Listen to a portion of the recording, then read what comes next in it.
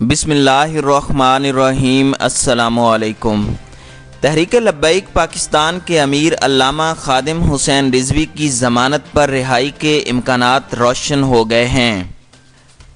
آئندہ 2 روز میں انہیں کوٹ لکھپت جیل لاہور سے ایک بڑی ریلی اور قافلے کی صورت میں تحریک لبیک کے مرکز لایا جائے گا۔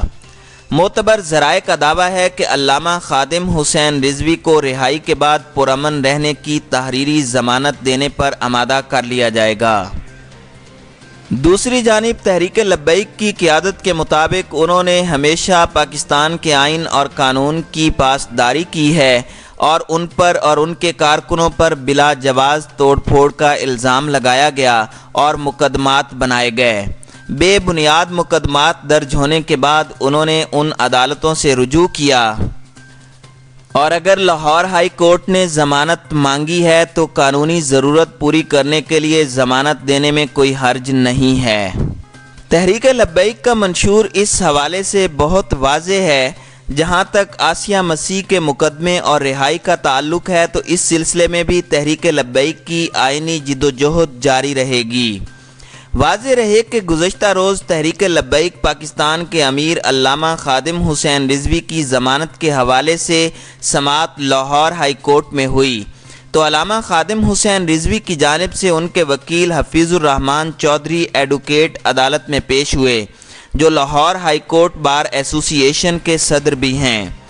اس موقع پر معزز عدالت نے حفیظ الرحمان ایڈوکیٹ سے کہا کہ وہ اگر اپنے موکل کی جانب سے تحریری ضمانت دیں کہ وہ آئندہ توڑ پھوڑ اور امن و امان خراب نہیں کریں گے اور نہ اپنے کارکنان کو اس پر اکسائیں گے تو ان کی ضمانت دینے پر غور کیا جائے۔ حفیظ الرحمان ایڈوکیٹ نے کہا کہ ہمیں امید ہے کہ علامہ خادم حسین رضوی یہ گارنٹی دے دیں گے۔ میں نے عدالت کا پیغام ان تک پہنچا دیا ہے۔ ان کے بیٹے اور ان کی جماعت کے ایک رہنما مجھے اس کیس کے سلسلے میں ملتے رہے ہیں۔ میری علامہ خادم حسین رضوی سے ملاقات نہیں ہوئی۔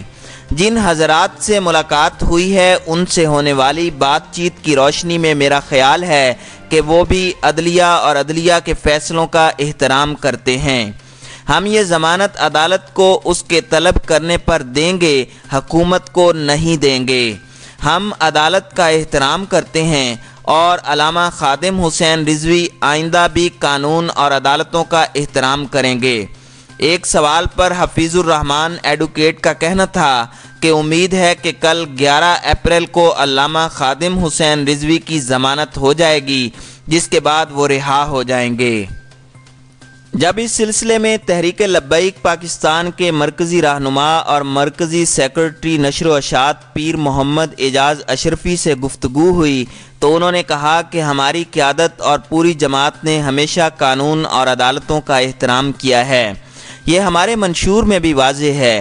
حکومت اور اس کی انتظامیہ سے ہمارے معاہدے اسی لیے ہوئے کہ ہم ان کو اور قانون کو تسلیم کرتے ہیں۔ ان معاہدوں کی وجہ سے ہی ہماری قیادت اور کارکنوں کے خلاف جعلی مقدمات ختم کرنے کی یقین دہانی کرائی گئی، لیکن پھر بے بنیاد مقدمات پر امیر المجاہدین علامہ خادم حسین رضوی، پیر محمد افضل قادری اور مجھ سمیت دیگر قائدین اور کارکنوں کو جیل کی صعوبتیں برداشت کرنا پڑیں۔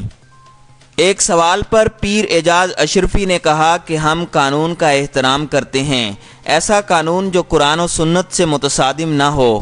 ہم قانون کے احترام میں ہی عدالتوں میں گئے۔ عدالت قانونی ضرورت پوری کرنے کے لیے جو کہے گی وہ ضرور کریں گے۔ ایک اور سوال کے جواب میں پیر محمد اعجاز اشرفی نے کہا کہ آسیہ مسیح کے بارے میں ہمارا موقف تبدیل نہیں ہوا۔ اس بارے میں ہم آئینی اور قانونی جدوجہد جاری رکھیں گے۔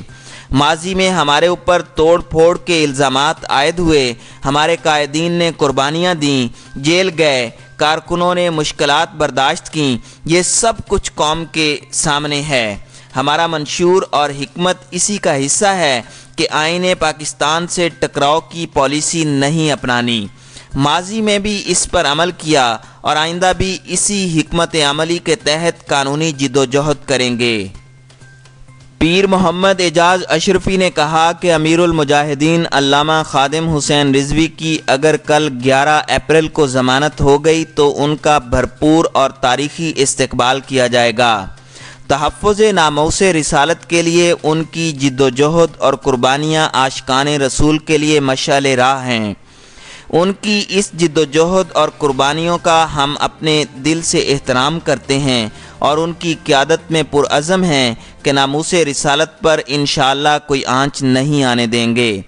مملکت خداداد پاکستان کا آئین اور قانون بھی ناموس رسالت بلکہ تمام انبیاء کرام کی عزت و احترام کے تحفظ کی ضمانت دیتا ہے۔ یہی ہمارا مشن اور ہمارا مقصد ہے۔